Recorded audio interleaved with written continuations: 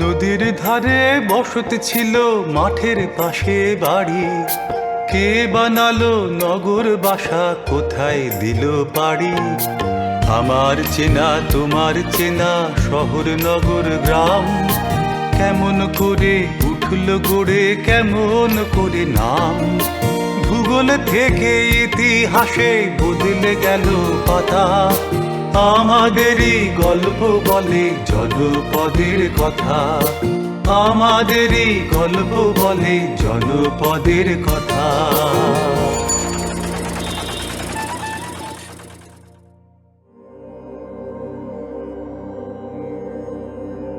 প্রত্ন ইতিহাসের খোঁজের প্রশ্ন দিয়ে থেমেছিলাম, থামিনি।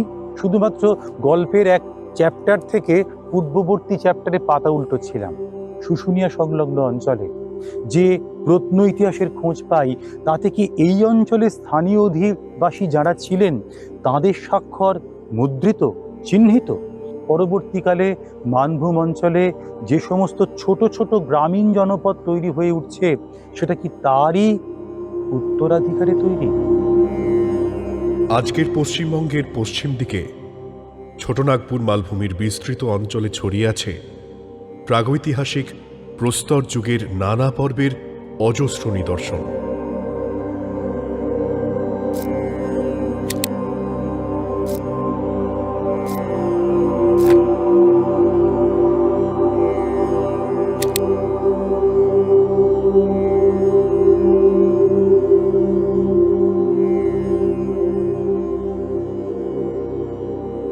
1966 সালে মার্চ মাসে পশ্চিমবঙ্গ সরকারের প্রত্নতাত্ত্বিক বিভাগ প্রায় 5 মাস ব্যাপী উৎখনন করে।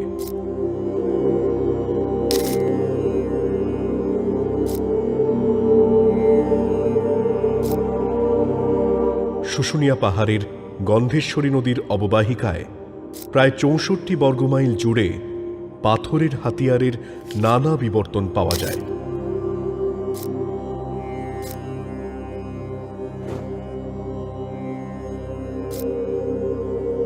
বাঘমুন্ডি, অযোধ্যা পাহাড়ের হনুমতি, আমরুহাসা, নাংসাই একাধিক পাহাড়ি নদীর আশেপাশে পাওয়া গেছে প্রাচীন প্রস্তর যুগ থেকে নব্য প্রস্তর যুগের হাতিয়ার।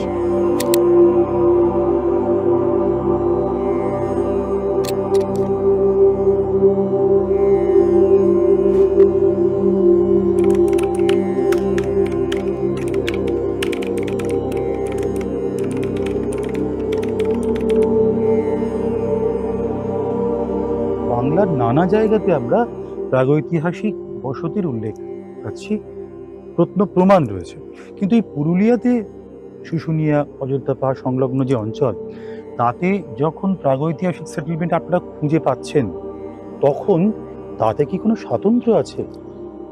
গবেষকদের মতে ওই সব যে আর্টিফ্যাক্টস, সেগুলো ওই নিওলিথিক, চালকোলিথিক ওই পিরিয়ডের, যেগুলো প্রাগ ঐতিহাসিক বসতির সাথে সিন্ধু সভ্যতার যে বসতি তার কিছু সাদৃশ্য দেখায়। যেমন এখানে প্রাপ্ত ছোটনাগপুর মালভূমিতে, আমি বলছি না যে পুরুলিয়া জেলার কোনো মাটির উপরিতল থেকে তা পাওয়া গেছে, কিন্তু ছোটনাগপুর মালভূমি ধরুন পুরুলিয়া থেকে প্রাচীন যে আমরা যেটাকে মানভূম বলছি, তাহলে রাঁচির সন্নিহিত গুমলা, খুন্তি এইসব জায়গা থেকে পাওয়া গেছে যে আর্টিফ্যাক্টস, সেগুলো হচ্ছে কৃষি সম্পর্কিত। আত্মরক্ষার যন্ত্র যেমন কুঠার আছে, হ্যাঁ, বা কৃষির কোনো যন্ত্র আছে প্রায় 100 রকমের, সেগুলো পাথরের হতে পারে, আবার কপারেরও হতে পারে। যে এখানে যে অস্ত্রগুলো পাওয়া যাচ্ছে অধিকাংশ একটু বৃহৎ আকৃতির বলা চলে, যেমন হাত কুঠার, এগুলো প্রস্তর খোদিত হাত কুঠার প্রচুর পরিমাণে এখান থেকে পাওয়া গেছে। কর্তক, যেটা একটা যন্ত্র আর কি পাথরেরই, সেটা এখান থেকে পাওয়া যাচ্ছে। বলয়ের মতো কিছু অংশ, যেগুলো গবেষকরা বলছেন যে মাছ ধরার ক্ষেত্রে এগুলো ব্যবহার করা যেত। তাছাড়া পেশায় টেশাই করার জন্য বা কোনো কিছুকে মসৃণ করার জন্য পাথরের বিভিন্ন ধরনের অস্ত্রশস্ত্র বাঘমুন্ডি এলাকায়, বিশেষ করে বাঘমুন্ডির কাছে যে মাঠা পাহাড়, কানা পাহাড়, এই যে পাহাড়গুলো, এগুলোতে প্রচুর পরিমাণে পাওয়া যাচ্ছে। এবং সবথেকে যেটা বড় কথা, পরবর্তীকালে এখানকার যে আদি জনগোষ্ঠী যারা ছিলেন আর কি, তারা পরবর্তীকালে যখন কৃষিকাজ সূচনা হলো এলাকাতে, তখন তারা নদী তীরবর্তী অঞ্চলগুলোতে তারা এসে বসবাস স্থাপন করছেন। বিশেষ করে কুমারী নদী, ন্যাংসাই নদী, আমরুহাসা নদী, কংসাবতী নদী, এই যে নদী তীরবর্তী অঞ্চলগুলো, এই নদী তীরবর্তী অঞ্চলেও প্রচুর পরিমাণে নব্য প্রস্তর যুগের প্রচুর আয়ুধ বা বিভিন্ন ধরনের ওই ধরনের যেগুলো নিত্য ব্যবহার্য জিনিসপত্র সেগুলো কিন্তু পাওয়া যাচ্ছে। 1997 থেকে 99-এর মধ্যে প্রকাশিত রিপোর্টে বিষ্ণুপ্রিয়া বসাক শিরিঙ্গি, দীঘদিয়া, বেরসা, বাঁধনা, চুনিয়া নানা অঞ্চলে প্রস্তর যুগের নানা উপাদানের উল্লেখ করেছেন। শিকারজীবী মানুষ কৃষি শুরু করছে তারও প্রমাণ পাওয়া যাচ্ছে। তামার উপাদান। ছোটনাগপুর মালভূমি সংলগ্ন অধিবাসীদের মধ্যে শিকারের ঐতিহ্য বহুকালের।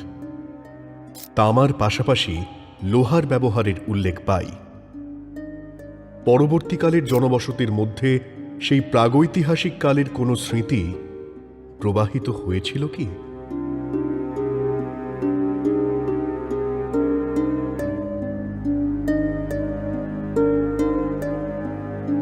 এখন যারা বর্তমানে জনজাতি, গবেষকদের মতে তারা প্রোটো অস্ট্রোলয়েড, দ্রাবিড়িয়ান, এই অংশটা পাওয়া গেছে।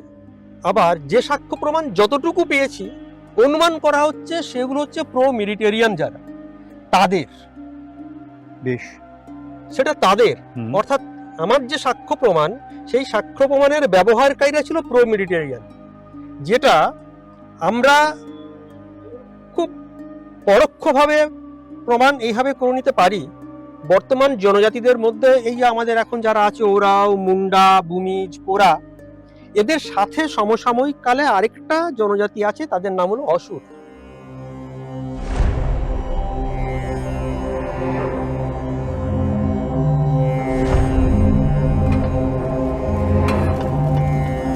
সেকালের মানভূমে অসুর জনজাতির যে বাসভূমি ছিল, তা আজকের বিভিন্ন গ্রাম থেকে অনুমান করা যায়। অসুর বাঁধ, অসুর ডি, অসুর খামার, অসুর টাঁড়, হাড়মাড্ডি মানে হাড়ম অসুরের নামাঙ্কিত ডিহি বা গ্রাম। একই রকমভাবে বাঁকুড়ার বন আশুরিয়া, হাট আশুরিয়া, হাড়মাসড়া নানা গ্রামের নাম। আজও মুন্ডা গোষ্ঠীর প্রধান বুলি অসুর বুলি। মুন্ডা, সিং সর্দার, ভূমিজ, সিংমুড়া, লোহার, মানকি নানা জনজাতি সম্ভবত এই অসুর জনগোষ্ঠীর অন্তর্ভুক্ত ছিল। আজকে আমরা এই অঞ্চলে অসুর জনজাতির মানুষকে আমরা দেখতে পাই না, কিন্তু যে জনশ্রুতি বা কিংবদন্তি আছে বা কিছু কিছু প্রমাণ আমরা প্রবাদ দেখতে পাচ্ছি, তাতে এই অঞ্চলে অসুরদের এক সময় বিরাট অবস্থান ছিল বা তাদের গ্রাম ছিল বলে আমাদের মনে হয়। 52 গলি 53 বাজার, বাটে বাটে দহা রহাদার, ডহরে ডহরে চাউর চাউর, উদর খুকড়ারা করে কাউর কাউর, কোনায় কোচায় টেনাটেনি ডহর, এক রাতের এড়ি ঘুরার ছাঁদ, রূপধারীদের রূপে রসে আর রূপধারীদের সজুয়াতার বসে, অসুরদের বিড়কিচা নগরী গেলছে বসে। যেখানে দাঁড়ায় আছি এইটাই ছিল বিড়কিচা নগরী, এবং বিশেষ করে বলে এই গ্রামের মানুষ বলে এখান থেকে কিছুটা ওই দক্ষিণের দিকে, দক্ষিণ পশ্চিম দিকে একটা বিরাট অঞ্চল এখনো ফাঁকা আছে, এটা হচ্ছে বিড়কিচা নগরী। যে বিড়কিচা নগরী, সেটা কতটা বড় ছিল? অনেক বড়, মানে আপনার গোটা পাড়া গ্রামটার আয়তন যদি আমরা ধরি, প্রায় 4 থেকে 5 কিলোমিটার এরিয়া জুড়ে ধরুন এর প্রত্নস্থল, এবং বিভিন্ন জায়গায় প্রত্নস্থল বলছেন। হ্যাঁ, তাহলে কি কি উপাদান পাওয়া গেছে? উপাদান মানে আপনার পুরনো থালা বাসন, পাথরের থালা বাসন থেকে শুরু করে আপনার প্রচুর যেগুলো হস্তান্তরিত হয়ে গেছে, মূর্তিও পাওয়া গেছিল নানা রকমের, সেগুলো সম্ভবত জৈন আমলের। কিন্তু প্রাচীন কালের অনেক আপনার এক জায়গায় তো একটা লিপি ছিল, যে লিপিটা কিন্তু এই রাখাল বালকেরা বা যারা বাইরে এরকম মানুষ, তাকে পাথর দিয়ে ঘুষে ঘুষে তাকে নষ্ট করে দিয়ে। কুড়মালি জনগোষ্ঠীর ভাষার সঙ্গে অসুর ভাষার অদ্ভুত মিল।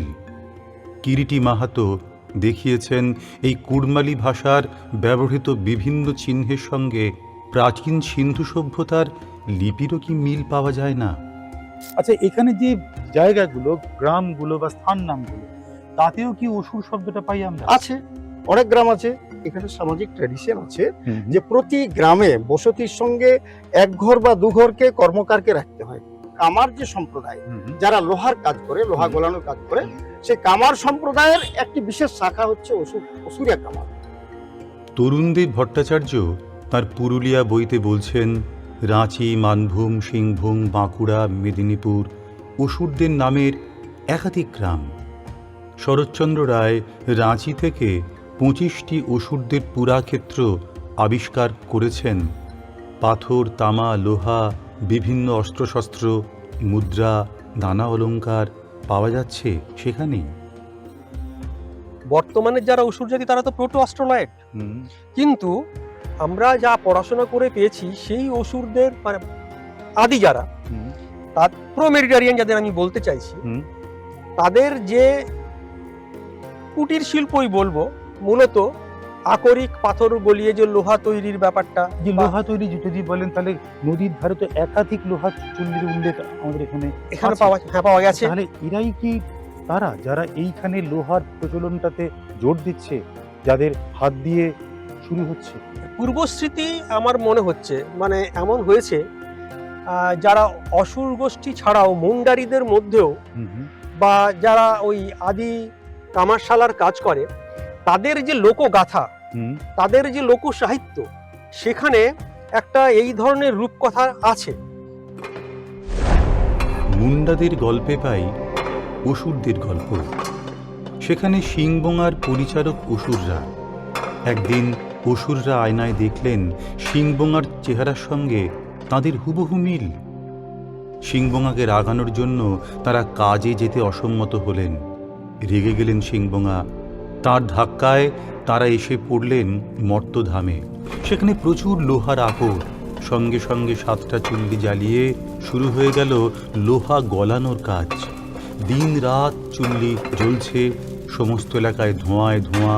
সিংবঙ্গা বললেন, একবেলা চুল্লি জ্বালাতে হবে, একবেলা বন্ধ রাখতে হবে। অসুররা রাজি হলেন না। তাই সিংবঙ্গা তাদের সমুচিত জবাব দিলেন। কৌশলে অসুরদের চুল্লিতে পুড়ে তাদের স্ত্রীদের দিয়ে হাপড় চালিয়ে দিলেন। সমস্ত অসুর চুল্লির আগুনে মারা গেল। এই কাহিনী থেকে এটুকু অনুমিত হয় যে অসুরেরা লোহা গলানোর কাজে যুক্ত ছিলেন, আর মুন্ডাদের সঙ্গে অসুরদের একটা সংঘর্ষ বাধে, যাতে অসুরদের ব্যাপক প্রাণহানি ঘটে।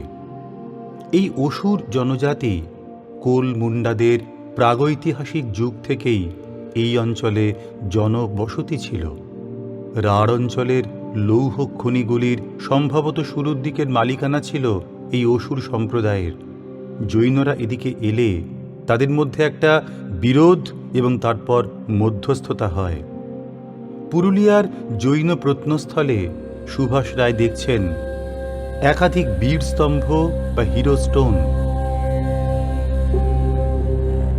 এই জৈন মন্দিরগুলি বা জৈন ক্ষেত্রগুলির সঙ্গে এই অসুর উপজাতি বা উপজাতীয় সভ্যতার সম্পর্ক আছে। অবশ্যই। কি কারণে এটা বলছেন আপনি? এটা আমার যেটা মনে হয়েছে যে ধরুন যে এখানে জৈনরা যখন আসছে এবং এখানে আদি বাসিন্দা যারা এখানে ওই অসুর সম্প্রদায় হো বা হা গোষ্ঠী, তাদের সঙ্গে একটা বিবাদ ঘটেছিল এবং লৌহ চুল্লিগুলোকে বিশেষ করে কেন্দ্র করে, সেগুলো দখলদারিকে কেন্দ্র করে। তো যেহেতু ওরা আর্য সম্প্রদায় এবং তাদের টেকনিকটা অনেক ডেভেলপ ছিল বা তাদের মানে বুদ্ধিমত্তা, সেখানে কিন্তু সেগুলো দখলদারি নিয়েছিল ওই জৈন সম্প্রদায়। ভাস্কর্য, স্থাপত্য, স্তম্ভ বা কোনো কিছুর উল্লেখ না, অবশ্যই। এবারে আমি যেটা দেখছি যে পরবর্তীকালে আমার যেটা মনে হয়েছে যে তাদের সঙ্গে একটা সমঝোতা হয়। স্বাভাবিক, সেটা সমঝোতা হয়। তার কারণ কি দেখুন, যে পুরুলিয়ার বুকে যতগুলো জৈন প্রত্নস্থল আছে, 90% প্রত্নস্থলে আমি বীর স্তম্ভ, যেটা হিরো স্টোন বলে, আমি দেখতে পাচ্ছি।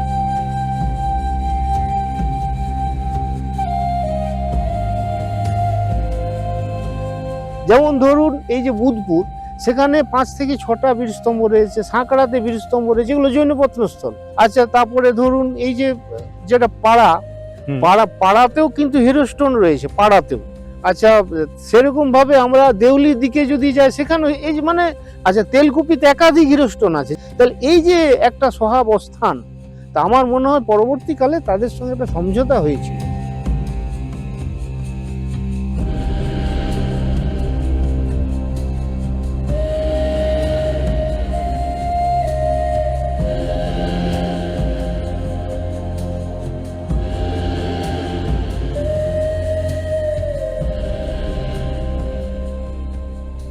তাহলে এই যে বিস্তীর্ণ জৈন জনপদ, হ্যাঁ, নিহার রঞ্জন রায় তার বইতে উল্লেখ দিচ্ছেন যে গ্রামের অবস্থানটা মাটির, বাড়িটা মাটির, মাটির। এমনকি কালকেতুর বাড়িটাও মাটির বাড়ি, হ্যাঁ অবশ্যই কিন্তু মন্দিরটা পাথরের। পাথরের। হ্যাঁ, তাহলে এই যে পুরুলিয়ার এই যে মানভূম অঞ্চল, হ্যাঁ তাতে যে জনপদগুলো কোন কোন জায়গাতে, সেগুলো কি নগরের কোনো সম্ভাবনা আছে নগর। নাকি গ্রামীণ?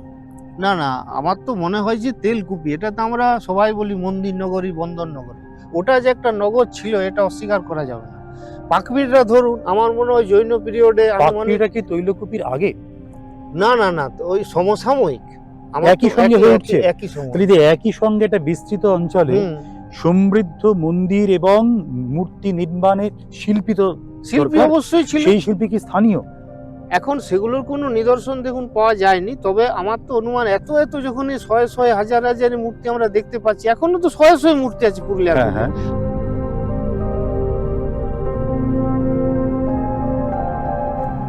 বাংলার প্রাচীন গৌরব বইতে হরপ্রসাদ শাস্ত্রী লিখছেন, বনে জঙ্গলে, পুরনো গ্রামে, পুরনো নগরে এখনো গাড়ি গাড়ি মূর্তি পাওয়া যাইতে পারে।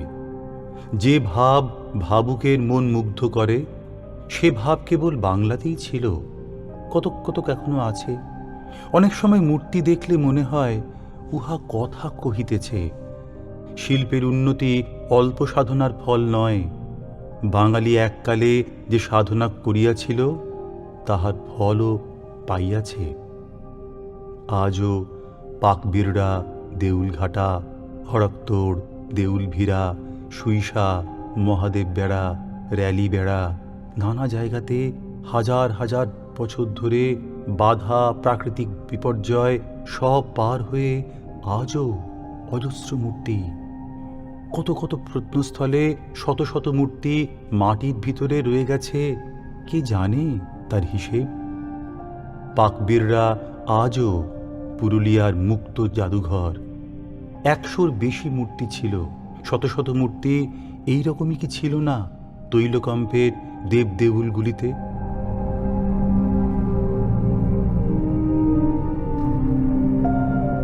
তাহলে এই যে গোটা মানভূম অঞ্চল, হ্যাঁ, কোন কোন জায়গাটাতে জৈন সেটেলমেন্ট গুলো শুরু হয়েছিল বা থেকেছিল? প্রথম এরা বসবাস করতো মানবাজার অঞ্চল।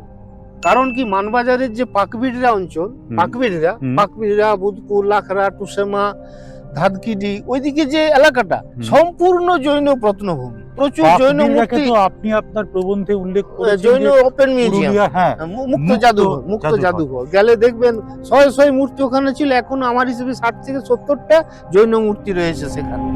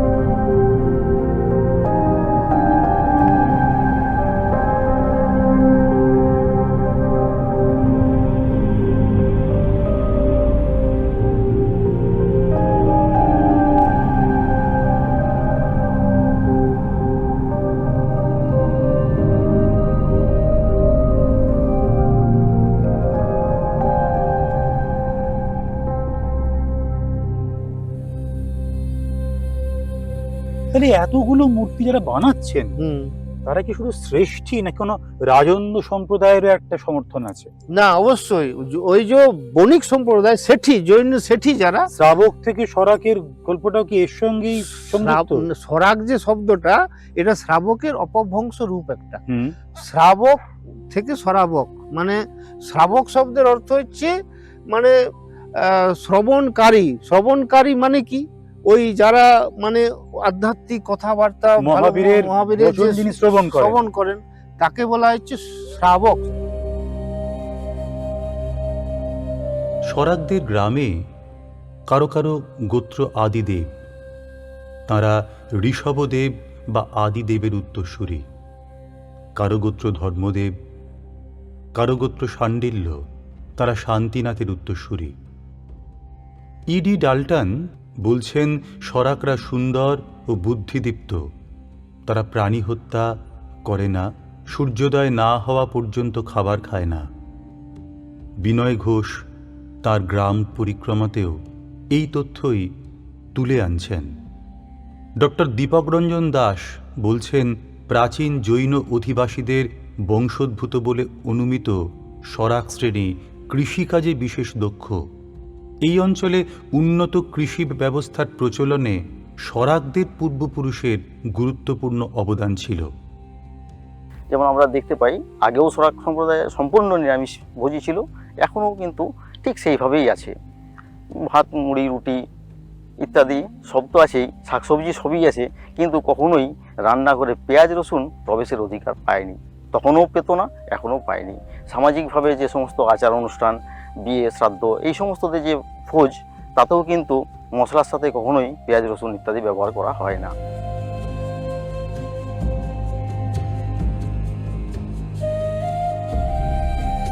স্বরাকদের মধ্যে কিন্তু দেয়াল চিত্র অঙ্কনের যে রীতি, সেটা কিন্তু খুব সুচারুভাবে এখনো পর্যন্ত পরিলক্ষিত হয়। এই দেয়াল চিত্রে আবার অনেক রকম ভেদ আছে। দুর্গার মেয়ের আছে, বাড়ির স্ত্রী আছে, ঘট আছে, স্থলপদ্ম আছে, শতদল পদ্ম আছে, এই যে এত সমস্ত। তারপর আবার দরজার সামনে প্রবেশ পথে যে লতা বেড় আছে, এইগুলো কিন্তু স্বরাকদের মধ্যেই দেখতে পাওয়া যায়, অন্যান্য সম্প্রদায়ের মধ্যে কিন্তু দেখতে পাওয়া যায় না। আবার স্বরাকদের যে বাড়ি বেশিরভাগ ক্ষেত্রে ছিল মাটির বাড়ি। মাটির বাড়ি লেপানোর পরে এই দেওয়াল চিত্র অঙ্কন চালের গুঁড়ো দিয়ে যে তৈরি করে আলপনার মাধ্যমে অঙ্কন করা হতো, সেটা একটা আলাদা মাধুর্য ছিল, এখনও কিন্তু সেটা আছে।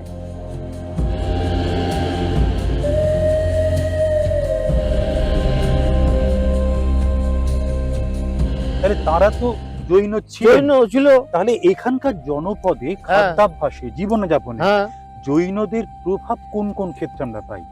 তারা এখনো নিরামিষ ভোজী। আচ্ছা ভাবুন, ওরা এখনো কাটা শব্দটা উচ্চারণ করে না। কাটা মানে ধরুন মানে মানে সবজি কাটা, মানে অন্য গাছ কাটা, কাটা শব্দ কোনোভাবেই তারা উচ্চারণ করবে না। আচ্ছা লাল পুঁই, লাল পালং, মানে যেগুলো লাল সেগুলো তারা খায় না। কি কারণের সঙ্গে? তার কারণে রক্তের সঙ্গে একটা লিঙ্ক আছে। আচ্ছা আচ্ছা, এখানে একটা প্রচলিত ছড়া আছে, ডাহুক ডুমুর পুরুং ছাতি, তিন না খায় স্বরাক জাতি। চিন্তা করুন, ডাহুক মানে পাখি, এখানে পাখির মাংস কোনোদিন খাবে না। ডুমুর, ডুমুরের মধ্যে পোকা থাকতে পারে। আর পুরুং ছাতি মানে ফুরকি ছাতি, ছোট ছোট ছাতি, ছাতির মধ্যে ছোট ছোট পোকা থাকে। কয়েক শতক ধরে হঠাৎ করে শুধু বাণিজ্যের সমৃদ্ধি, অজস্র গ্রামের পর গ্রামে নানা জনজাতির জীবনধারায়, স্বরাকদের কৃষি বাণিজ্যে, ধর্মের প্রবর্তনায়, বহু মানুষের আসা যাওয়ায় শতাব্দীর পর শতাব্দী পার হয়ে চলেছিল এক ধারাবাহিক জীবনের সমৃদ্ধি। কত কত ভাস্কর্যে সেই অনামা শিল্পীদের অভিজ্ঞান। আমাদেরই ইতিহাস, আমাদেরই গৌরব আমরা ভুলে গেলাম কি করে? রাজাদের পুনরাবৃত্তি জানাই ইতিহাস, জনপদের ইতিহাস বলে সভ্যতার গল্প। জাগিনা জাগিনা পথ, জাগিনা শহর, জাগিনা জাগিনা পথ, জাগিনা শহর। ঘুমে ভরা এ সমাজ ঘুমন্ত নগর